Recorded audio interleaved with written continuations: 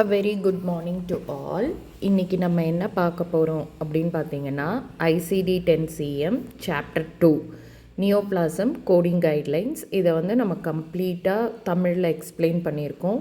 So நோட்ஸாக இருந்தாலும் நம்ம வந்து மெசேஜ் பண்ணுவோம்ல இந்த டங்கிலீஷ் மேனர், அதில் தான் நோட்ஸ் ஆட் பண்ணியிருக்கு. ஸோ இதை வந்து நீங்கள் ஸ்கிப் பண்ணாமல் பார்த்தீங்கன்னா உங்களுக்கு இது கிளியராக புரிஞ்சிக்க முடியும்.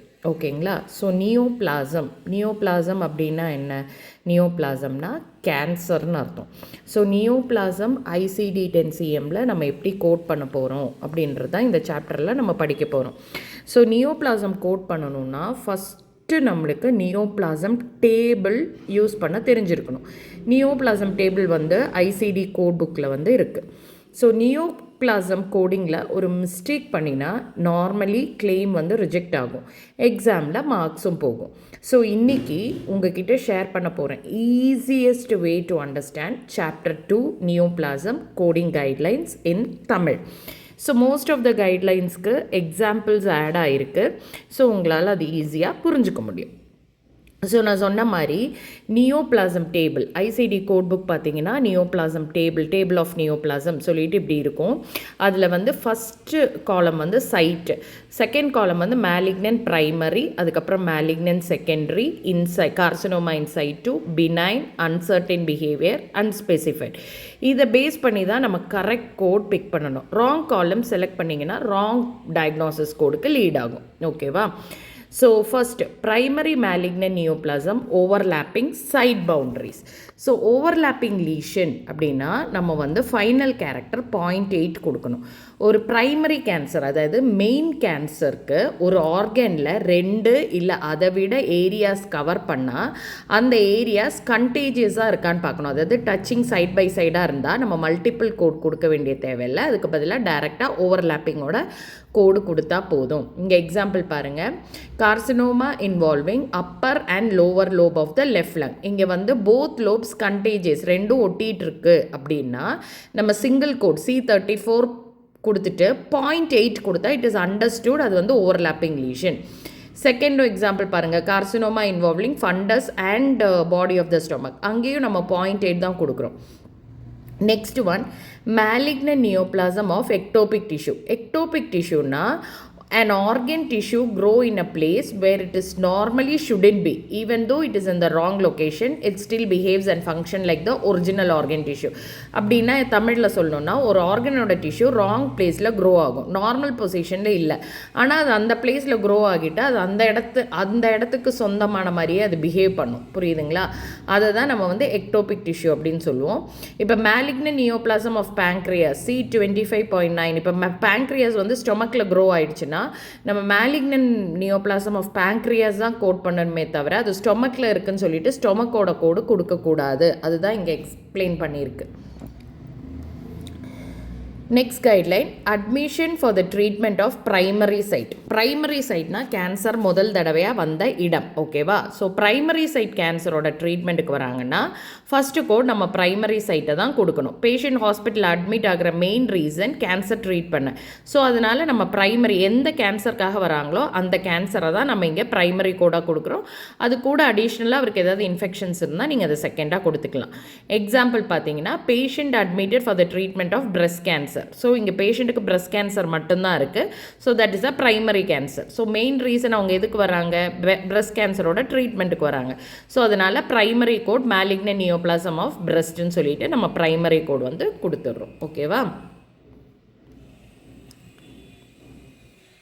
Next admission for the treatment of secondary site. Secondary site அப்படின்னா கேன்சர் முதல் தடவையாக வந்த இடத்துலேருந்து இன்னொரு இடத்துக்கு ஸ்ப்ரெட் ஆகுது, அந்த ஸ்ப்ரெட்டான சைட்டை தான் நம்ம செகண்டரி சைட்டுன்னு சொல்லுவோம்.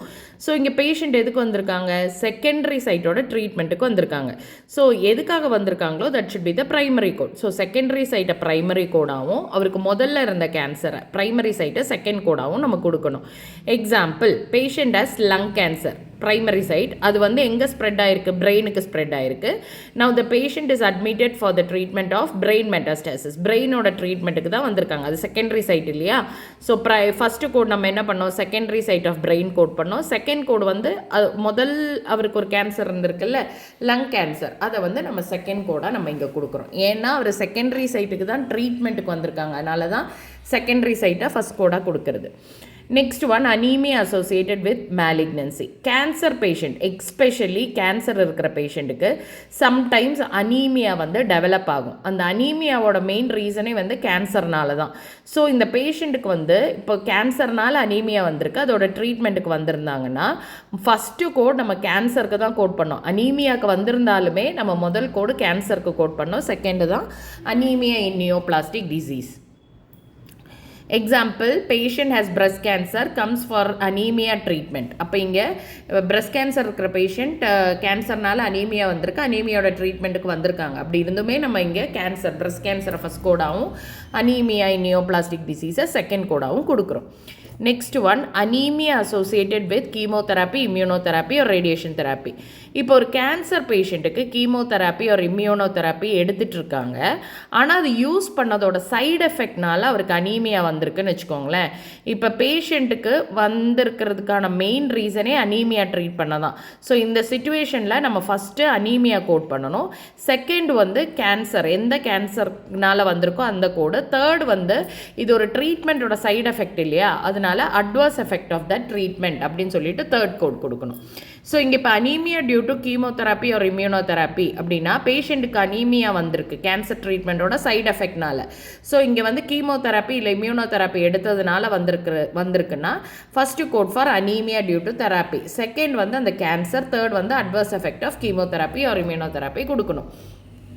Next anaemia due to radiation therapy. இப்போ ஒரு பேஷண்ட்டுக்கு கேன்சர் இருக்குது, அவங்க ரேடியேஷன் தெராப்பி எடுத்துகிட்டு இருக்காங்க, அந்த தெராப்பியோட சைடு எஃபெக்ட்னால அனீமியா வந்திருக்குன்னா இப்போ main reason for admission is anaemia. இந்த கேஸில் ஃபஸ்ட் கோட் நம்ம அனீமியா கோட் பண்ணோம், செகண்ட் கோட் கேன்சருக்கு கோட் பண்ணோம், தேர்ட் வந்து adverse effect of radiation therapy Y84.2ன்னு கொடுக்கணும்.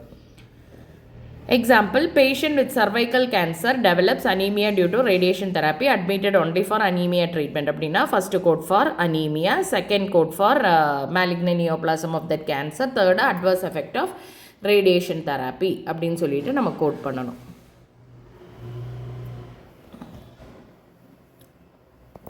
Next guideline, dehydration due to malignancy. Dehydration due to malignancy சொல்லும்போது ஃபஸ்ட்டு நம்ம டீஹைட்ரேஷனும் செகண்ட் அந்த கேன்சர் மேலிக்னன்சியோட கோடு கொடுக்கணும். ஸோ இங்கே வந்து எக்ஸ்ப்ளனேஷன் என்னென்னா, கேன்சர் பேஷண்ட்க்கு சம்டைம்ஸ் வாமிட்டிங் இல்லை அப்படைட் இல்லாமல் இருக்கிறது, இல்லை டியூமரோட சைடு எஃபெக்ட்னால வாட்டர் லெவல் குறையும், இதை தான் நம்ம டீஹைட்ரேஷன் சொல்லுவோம். இப்போ பேஷண்ட் வந்து ஹாஸ்பிட்டலுக்கு வர மெயின் ரீசனே வந்து டீஹைட்ரேஷன் ட்ரீட் பண்ண.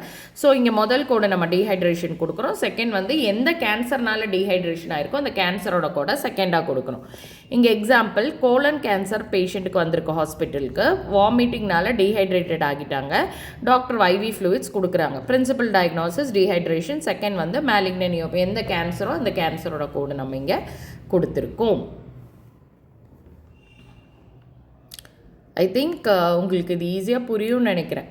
Next, treatment of a complication resulting from a surgery. அப்படின்னா சம்டைம்ஸ் பேஷண்ட்டுக்கு ஒரு சர்ஜரி பண்ணியிருப்பாங்க, எக்ஸாம்பிள் பிரஸ்ட் கேன்சர் ரிமூவில் ஏதோ ஒரு கேன்சர் ரிமூவ் பண்ணி சர்ஜரி பண்ணியிருக்காங்க, ஆனால் அந்த சர்ஜரிக்கு அப்புறம் ஒரு ப்ராப்ளமோ காம்ப்ளிகேஷனோ வந்திருக்குன்னா, லைக் காம்ப்ளிகேஷனாக இன்ஃபெக்ஷன், ப்ளீடிங், ஊண்டு ஓப்பன் ஆகிறது, அந்த மாதிரி ஏதாவது வந்திருக்கு. ஸோ இப்போ பேஷண்ட் ஹாஸ்பிட்டலுக்கு வர மெயின் ரீசனே அந்த காம்ப்ளிகேஷனுக்காக. So first code for the complication, second code for the cancer.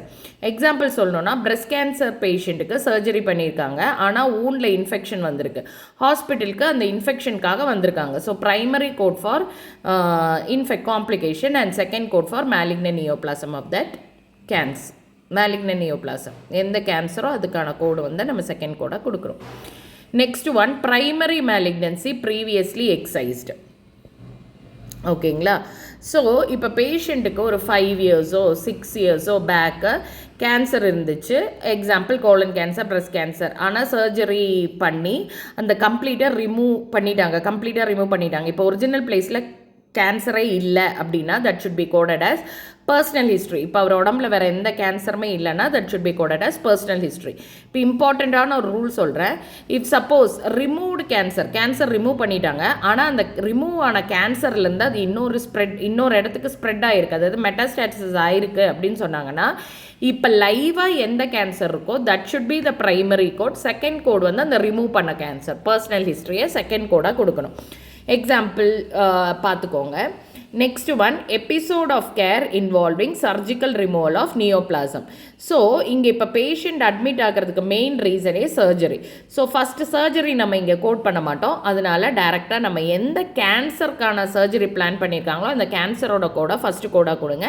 Second அதுக்கான ஏதாவது தெராப்பி ட்ரீட்மெண்ட் கொடுத்துருக்காங்கன்னா அந்த தெராப்பியை செகண்ட் கோடாக கொடுங்க. Admission chiefly for the administration of anti-neoplastic therapy. So இப்போ இன்றைக்கி வந்து பேஷண்ட் வர்றதுக்கான மெயின் ரீசனே கேன்சரோட ட்ரீட்மெண்ட் எடுத்துக்க, லைக் கீமோதெராப்பி, இம்யூனோதெராப்பி, ரேடியேஷன் தெராப்பி, இந்த மாதிரி தெராப்பி எடுத்துக்கிறதுக்காக மட்டும்தான் பேஷண்ட் வந்திருக்காங்க. ஸோ பிரின்சிபல் டயக்னோசிஸ் நம்ம எந்த தெராப்பிக்கு வந்திருக்காங்களோ அந்த தெராப்பியோட கோடை தான் ஃபஸ்ட்டு கோடாக கொடுக்கணும். Second you should code for the cancer. Patient வந்தது only for chemotherapy for breast cancer அப்படின்னா கீமோதெராப்பியோட கோடை ஃபஸ்ட் கோடாக கொடுங்க. செகண்ட் வந்து பிரஸ்ட் கேன்சரோட கோடு கொடுங்க. கீமோதெராப்பினா Z51.11, இம்யூனோதெராப்பினா Z51.12, ரேடியேஷன் தெராப்பினா Z51.0. இதில் இன்னொரு விஷயம் நீங்கள் புரிஞ்சுக்கணும், பிரேக்கி தெராப்பின்னு ஒரு தெராப்பி இருக்குது. அந்த கேஸ் வந்து அது ரேடியேஷன் தெராப்பி மாதிரி தான். பிரேக்கி தெராப்பிக்கு இந்த மாதிரி இண்டிவிஜுவலாக கோடு கிடையாது. அதனால் எப்போல்லாம் பிரேக்கி தெராப்பி சொல்கிறாங்களோ அந்த கேன்சரோட கோடு நீங்கள் கொடுத்தா போதும். ஸோ பேஷண்ட் வந்தது radiation therapy plus immunotherapy for colon cancer. அப்போ வந்து இங்கே நம்ம ரேடியேஷன் தெராப்பியை ஃபஸ்ட் கோடாகவும் இம்யூனோதெராப்பியை செகண்ட் கோடாகவும் கேன்சரை வந்து தேர்ட் கோடாகவும் கொடுக்கணும். இங்கே நான் சொன்னால இந்த பிரேக்கி தெராப்பினா radioactive material directly tumour சைட்டில் இன்சர்ட் பண்ணுற ப்ரொசீஜர். இந்த ப்ரொசீஜருக்கு நம்ம டைரெக்டாக இப்போ பிரேக்கி தெராப்பிக்கு கோடு இல்லை, அதனால் நம்ம கேன்சரோட கோடு கொடுத்தா போதும். Patient admitted for therapy and develops complication. So இன்றைக்கி பேஷண்ட் ஹாஸ்பிட்டலுக்கு வர ரீசனே வந்து தெராப்பி எடுத்து முடித்ததும் அவருக்கு ஏதாவது காம்ப்ளிகேஷன் ஆகுது, அதாவது வாமிட்டிங், டீஹைட்ரேஷன், ஃபீவர், எபிலெப்சி, அந்த மாதிரி ஏதாவது ஒரு காம்ப்ளிகேஷன் வருதுன்னா ஃபஸ்ட்டு கோட் அவங்க எந்த தெராப்பிக்கு வந்திருக்காங்களோ அந்த தெராப்பியோட கோடை ஃபஸ்ட்டு கோடாகவும், செகண்ட் வந்து அந்த என்ன காம்ப்ளிகேஷன் டெவலப் ஆகிருக்கோ அந்த காம்ப்ளிகேஷனோட கோடு செகண்டாகவும், தேர்ட் வந்து அந்த கேன்சரோட கோடு கொடுங்க. எக்ஸாம்பிள், பேஷண்ட் ஹாஸ்பிட்டல் வந்தது chemotherapy for breast cancer, after treatment nausea vomiting ஆயிருக்கு. ஸோ ஃபஸ்ட்டு நம்ம கீமோதெராப்பியோட கோடு கொடுக்குறோம், செகண்ட் காம்ப்ளிகேஷனான நாசியா, வாமிட்டிங், டீஹைட்ரேஷன், தேர்ட் வந்து எந்த கேன்சருக்காக கொடுத்துருக்காங்களோ அந்த கேன்சரோட கோடை வந்து தேர்ட் கோடாக கொடுங்க. பிரேக்கி தெராப்பி கேஸில் அவங்களுக்கு அந்த தெராப்பி கோடு கிடையாது, அதனால் டைரெக்டாக கேன்சர் கோடு ப்ரைமரி கோடாக போயிடும். Next, admission or encounter to determine the extent of malignancy. Patient hospital admit பண்ணியிருக்காங்க. எக்ஸ்டெண்ட் அப்படின்னா க்ரோத், கேன்சர் எவ்வளோ தூரம் ஸ்ப்ரெட் ஆகியிருக்கு, எவ்வளோ தூரம் வளர்ந்துருக்கு அப்படின்னு செக் பண்ணுறதுக்காக. ஸோ இதை எப்படி பண்ணுவாங்கன்னா பேராசிந்தசிஸ், தொராசிந்தசிஸ், ஸ்கேனு, பயாப்சி அந்த மாதிரி சொல்லிட்டு பண்ணுவாங்க. ஸோ இந்த கேஸில் மெயின் ரீசனே வந்து அந்த கேன்சரோட க்ரோத் தெரிஞ்சுக்கு தானே. ஸோ அதனால் நம்ம கேன்சரோட கோடு தான் நம்ம இங்கே கொடுப்போம். அடிஷ்னலி அவருக்கு ஏதாவது ட்ரீட்மெண்ட் கொடுத்துருக்காங்கன்னா அந்த ட்ரீட்மெண்ட்டோட கோடை செகண்டாக கொடுங்க. எக்ஸாம்பிள்ஸ் கொடுத்துருக்கு, ரீட் பண்ணி புரிஞ்சுக்கோங்க, சரியா?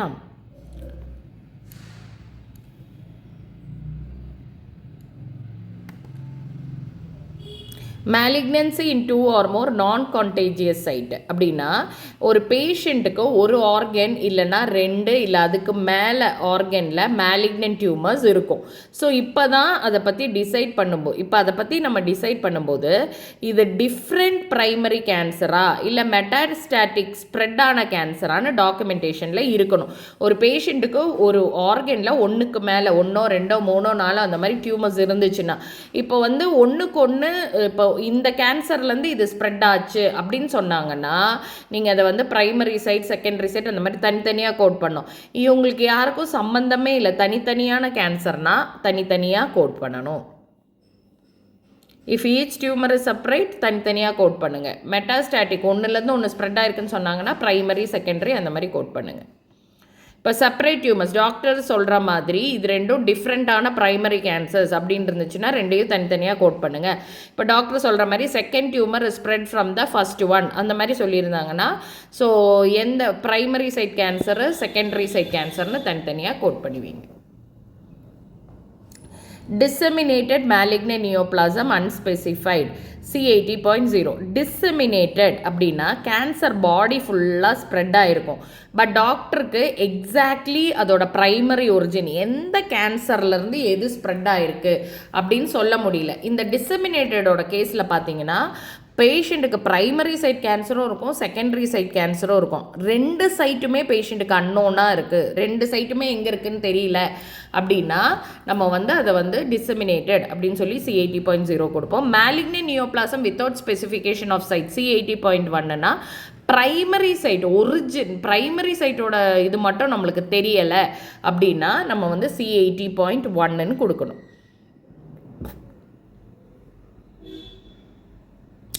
பேஷண்ட்டுக்கு மெட்டாஸ்டாட்டிக் கேன்சர் இருக்குது, மீன்ஸ் ஸ்ப்ரெட் ஆகிருக்கு பாடியில், ஆனால் எல்லாம் செக் பண்ணாலும் ப்ரைமரி சைட் தெரியல. அந்த டைமில் வந்து பேஷண்ட்டுக்கு பிரெஸ்ட் கேன்சர் பயோப்சியில் கன்ஃபார்ம் ஆகிடுச்சு.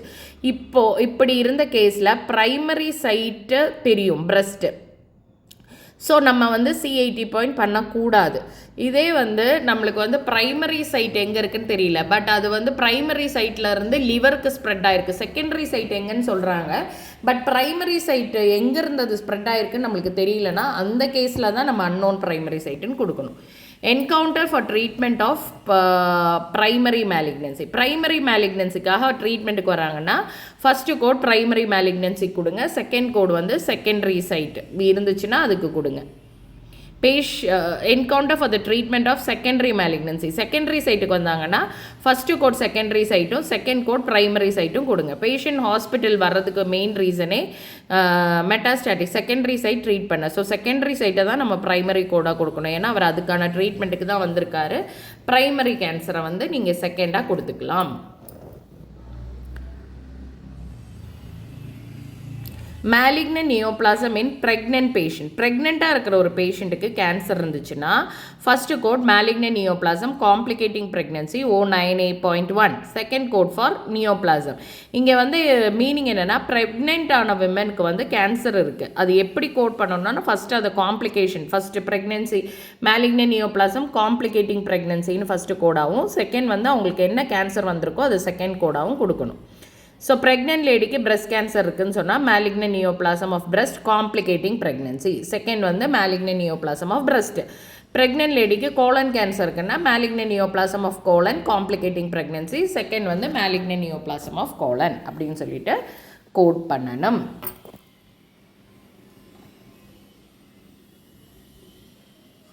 Complication for surgical procedure for the treatment of neoplasm. So வந்து இப்போ ஒரு சர்ஜரி பண்ணியிருக்காங்க, அதனால அவங்களுக்கு காம்ப்ளிகேஷன் ஆகிருக்கு. அதோட ட்ரீட்மெண்ட்டுக்கு வந்திருக்காங்கன்னா first code for complication, second code for இப்போ அந்த கேன்சர் ஸ்டில் ப்ரெசண்ட்டாக இருந்துச்சுன்னா அந்த கேன்சரோட கோடு கொடுங்க. இப்போ அதை கம்ப்ளீட்டாக ரிமூவ் பண்ணியிருந்தாங்க, ரிமூவ் பண்ண இடத்துலேருந்து காம்ப்ளிகேஷன் ஆகிருக்குன்னா ஃபஸ்ட்டு காம்ப்ளிகேஷன், செகண்ட் வந்து அந்த ரிமூவ் பண்ணதுனால அது பர்சனல் ஹிஸ்ட்ரின்னு கோட் பண்ணும். நெக்ஸ்ட் வந்து கரண்ட் மேலிக்னன்சி கேஸோட எக்ஸாம்பிள் சொல்கிறேன். பேஷண்ட்டுக்கு கோலன் கேன்சர் இருந்தது, லாஸ்ட் வீக் சர்ஜரி பண்ணியிருக்காங்க, இப்போ அட்மிட்டட் ஃபார் போஸ்ட் ஆப் காம்ப்ளிகேஷன்னா நம்ம வந்து அந்த காம்ப்ளிகேஷன் என்னமோ அது முதல் கோடாகவும் malignant neoplasm of colon second கோடாகவும் கொடுக்குறோம். மேலிக்னன்சி ப்ரீவியஸ்லி எக்ஸைஸ் கேஸில் பிரெஸ்ட் கேன்சர் இருந்தது, லாஸ்ட் இயர் ஃபுல்லாக ரிமூவ் பண்ணியிருக்காங்க, இப்போ காம்ப்ளிகேஷனுக்கு வந்திருக்காங்கன்னா காம்ப்ளிகேஷனும் செகண்ட் வந்து பர்சனல் ஹிஸ்ட்ரியும். நெக்ஸ்ட் வந்து pathological fracture due to neoplasm. பேஷண்ட்டுக்கு பெத்தாலஜிக்கல் ஃப்ராக்சர் வந்திருக்கு. இப்போ பெத்தாலஜிக்கல்னால் ஏதாவது டிசீஸ் கண்டிஷனால் நம்மளுக்கு போன் ஃப்ராக்சர் ஆகுதுன்னா, ஸோ இங்கே மெயின் ட்ரீட்மெண்ட் வந்து எதுக்கு வந்திருக்காங்க, pathological fracture. So cancer patient ஹாஸ்பிட்டலுக்கு வந்திருக்கிற மெயின் ரீசன் பெத்தாலஜிக்கல் ஃப்ராக்சர்னால் first code for pathological fracture, second code for cancer. இதே கேன்சரோட ட்ரீட்மெண்ட்டுக்கு வந்திருக்காங்க, கூடவே பெத்தாலஜிக்கல் ஃப்ராக்சர் இருக்குன்னா first cancer, second pathological fracture. Next leukaemia, multiple myeloma, malignant neoplasm, plasma cell அப்படின்னா இது வந்து மெயினாக நம்ம எப்படி கோட் பண்ண, இது ஒரு டைப் ஆஃப் பிளட் கேன்சர்ஸ், ஓகேவா. இதில் நம்ம எப்படி கோட் பண்ணணும், வெதர் த கேன்சர் வந்து ரெமிஷன் ஸ்டேஜில் இருக்கா இல்லை ஆக்டிவ் ஸ்டேஜில் இருக்கான்னு பார்க்கணும். அதை பேஸ் பண்ணி தான் ரெமிஷனாக ஆக்டிவாக அதை பேஸ் பண்ணி கோட் பண்ணணும். Next malignant neoplasm associated with transplant organ. ஒரு ஆர்கனை வந்து டிரான்ஸ்பிளான்ட் பண்ணியிருக்காங்க. அந்த டிரான்ஸ்பிளான்ட் பண்ண ஆர்கனுக்கு கேன்சர் வந்திருக்கு அப்படின்னா first code for complication of transplanted organ. Second வந்து அந்த ஆர்கனுக்கு என்ன கேன்சர் வந்திருக்கோ அதை வந்து malignant neoplasm associated with transplanted organ. Third வந்து அடிஷ்னலாக வேறு அவருக்கு ஏதாச்சும் கேன்சர் இருந்துச்சுன்னா அந்த கேன்சரோட கோடு கொடுங்க. எக்ஸாம்பிள், பேஷண்ட்டுக்கு கிட்னி டிரான்ஸ்பிளான்ட் பண்ணியிருக்காங்க. இப்போ அந்த டிரான்ஸ்பிளான்டட் கிட்னியில் அவருக்கு கேன்சர் வந்திருக்குன்னா first complication of kidney transplant, second malignant neoplasm associated with transplanted organ, third வந்து malignant neoplasm of kidney unspecified. இது கூடாமல் அவருக்கு அடிஷ்னலி வேறு ஏதாச்சும் கேன்சர் இருந்துச்சுனாலும் நம்ம கோட் பண்ணிக்கலாம். breast implant associated anaplastic large cell lymphoma. So இது ஒரு type of lymphoma like blood cancer type. Usually இது breast implant போட்ட ஏரியாவில் டெவலப் ஆகும். எக்ஸ்பெஷலி சிலிகான் இம்ப்ளான்ட்ஸ்லாம் போட்டதுக்கு அரவுண்டில். இது எப்படின்னா நம்ம ஆக்டிவாக இல்லை இது வந்து க்யூர்டா அப்படின்னு பார்க்கணும். ஆக்டிவாக இருந்துச்சுன்னா C84.7A கொடுங்க, ரெமிஷனில் இருந்துச்சுன்னா C84.7B அப்படின்னு கொடுங்க. So that's all about neoplasm guidelines. Thank you so much for watching. If you watch this video fully in ICD-10 CM neoplasm guideline, I am sure you have gained a clear understanding of the concept. So if you want to learn ICD-10 CM in detail, we have a practice session with real-time examples for 15 days. You can join that training session along with me. So duration of the course is 15 days. Fees will be 7,500, which includes daily live class, practice session, detailed guideline explanation, case-based learning, doubt clearing session, limited seats only. Perfect for medical coding freshers and CPC aspirants who want a job ready training. To join, know more, DM in my Instagram or LinkedIn or comment interested below this video. Thank you so much for watching. Don't forget to like, share and subscribe it with your friends. Thank you so much. Take care. Bye bye.